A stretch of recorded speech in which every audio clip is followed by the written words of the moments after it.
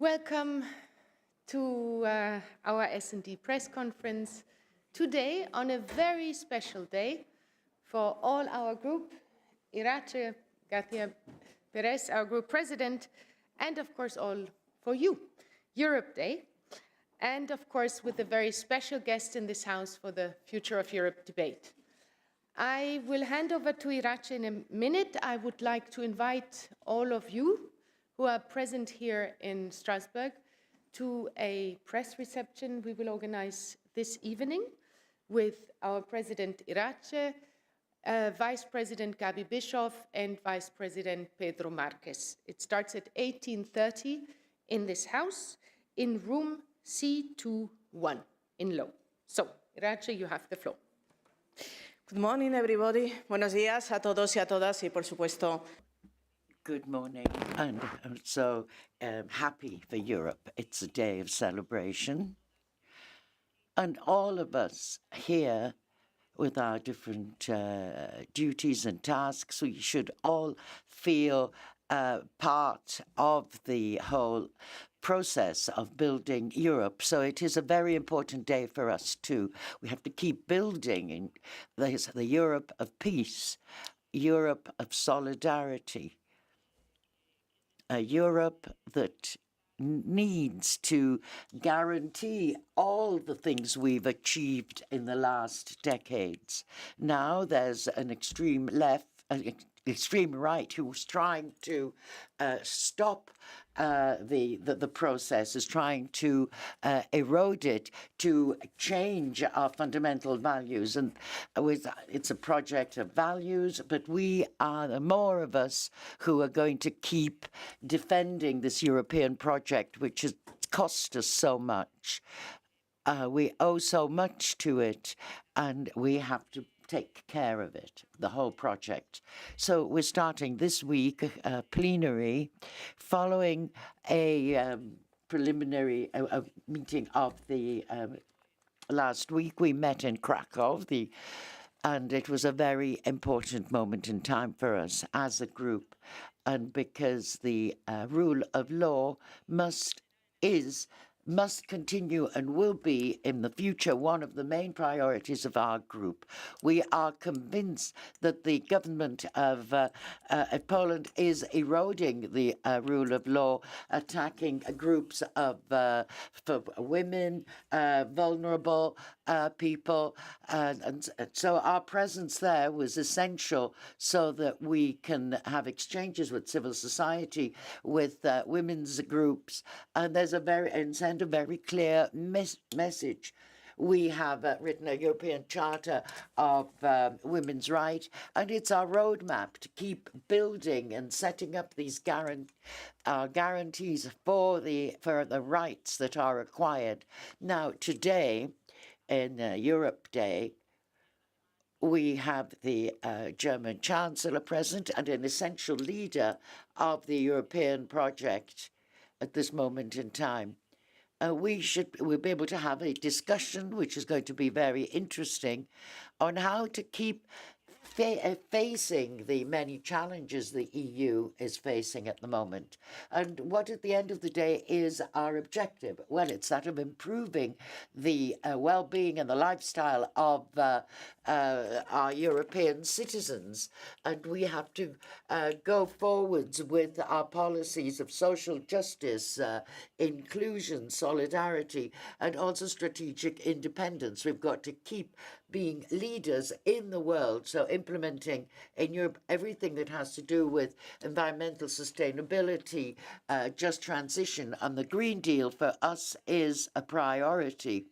We're also going to be discussing the need of looking at economic governance to ensure that all these social and environmental objectives can be fulfilled, can be reached within the EU, so that we can deal with these questions. I'm convinced that we're going in the right direction. We've noted this with our whole social democratic family right at the beginning of the legislature, and this will happen and continue in the remaining year we have. no matter whether there are other positions which the extreme right is maintaining on key questions, for instance, for the Green Deal and things that have to do with their position of blocking this law for reconverting, for restoring and the law against pesticides. So we have to go in the direction of the majority of this parliament and go ahead with combating climate change, supporting biodiversity, preventing desertification. We're right at the start of a summer where we realize that there's going to be a big problem. There's going to be droughts, and if we're not responsible for our planet, we can't leave it to future generations who do need an environment in which they can live.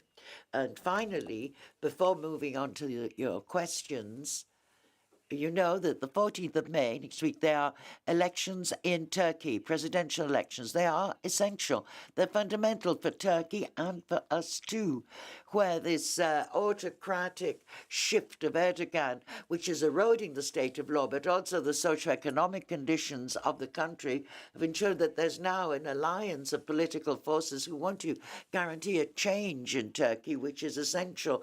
It is led by Kemal Kılıçdaroğlu, which can represent a force for change, which is necessary in Turkey. And we're going to be really depend on these elections, and especially when we're looking at a strategic neighbor such as Turkey. Now, I'm available now for your questions. Thank you, Iratxe. Time for your questions, and if you could please introduce yourself by name and medium. Merci. Eddie. Thank you. Eddie Wax, Politico. 2 questions, please. Firstly, the EPP is making strides to have a more ambitious call about the membership of NATO for Ukraine. What do you think about Ukraine joining NATO? Is that something that your group could be considering and talking about this week? Secondly, the lawyers of the 3 former S&D MEPs in Qatargate want them to come back to Parliament. They want to start working on files and doing legislative work, Eva Kaili, Mark Tarabella, and Andrea Cozzolino.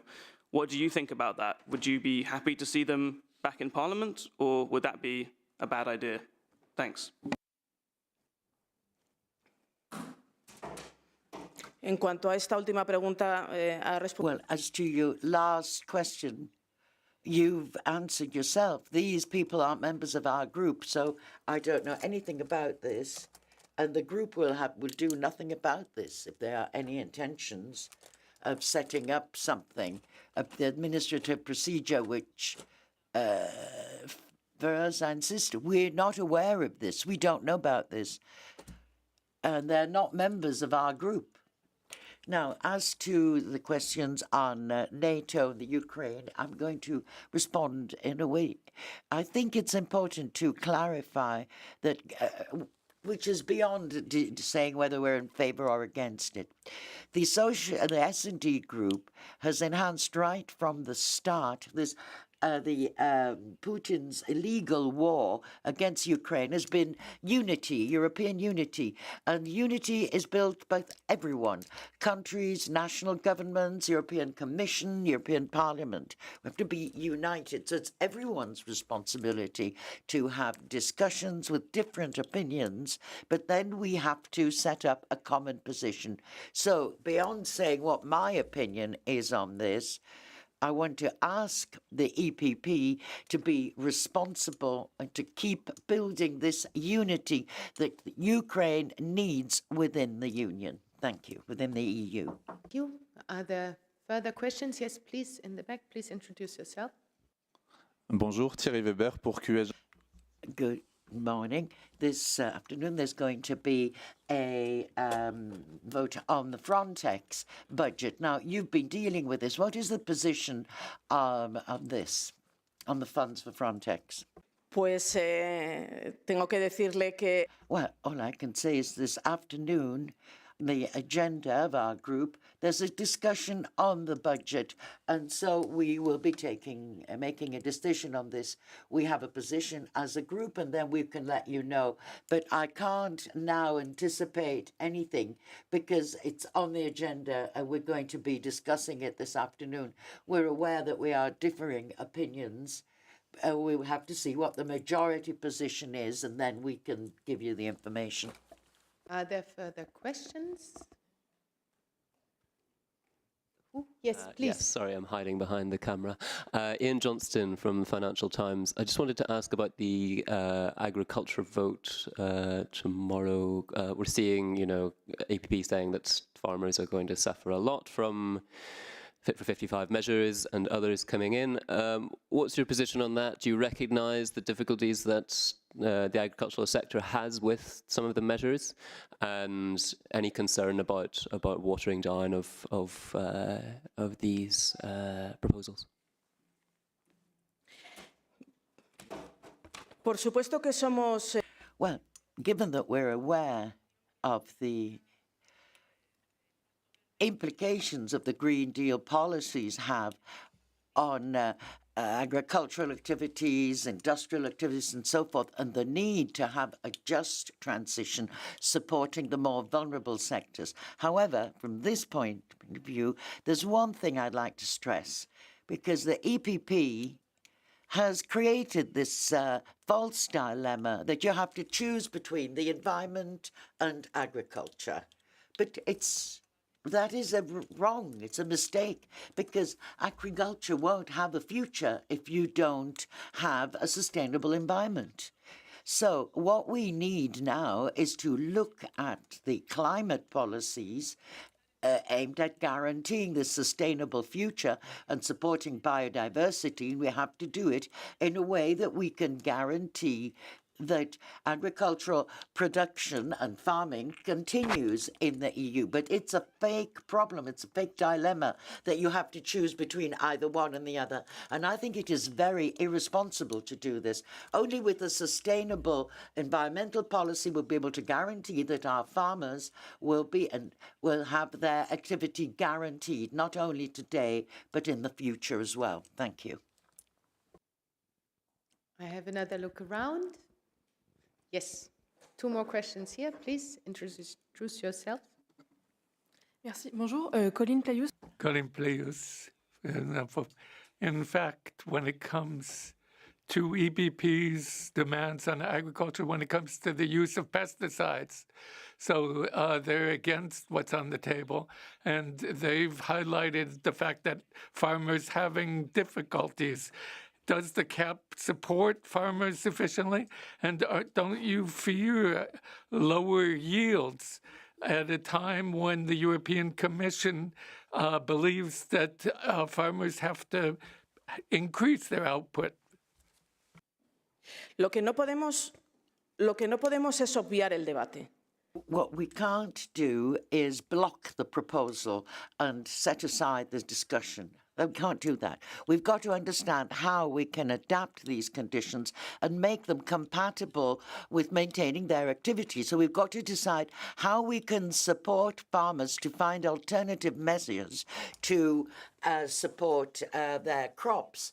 We can do this. We don't resolve this by putting away the problem, setting it aside. Bonjour, Robin Schmidt. Robin Schmidt for I had a question. I have 2 questions, in fact. I wanted to ask you about financing, what your plans are when it comes to the central bank's increase of interest rates, where that could impact on the financing of the recovery and resilience plans. And I wonder whether the EU isn't shifting from an organization built up on peace to now it's supporting the military future. Lo que necesitamos es una Unión Europea. What we need is an EU with the budget capability so that we can deal with the existing policies and what the new challenges will be in the future.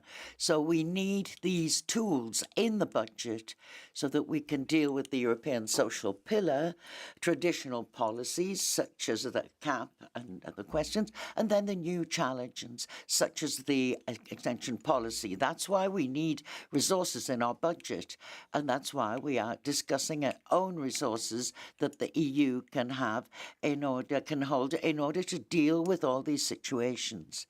And our political group, of course, is working on setting up certain European taxes which can deal with all these questions, so that we can deal with all these questions. Thank you. If that is all questions, then I would like to wish you again a very happy Europe Day. Thank you.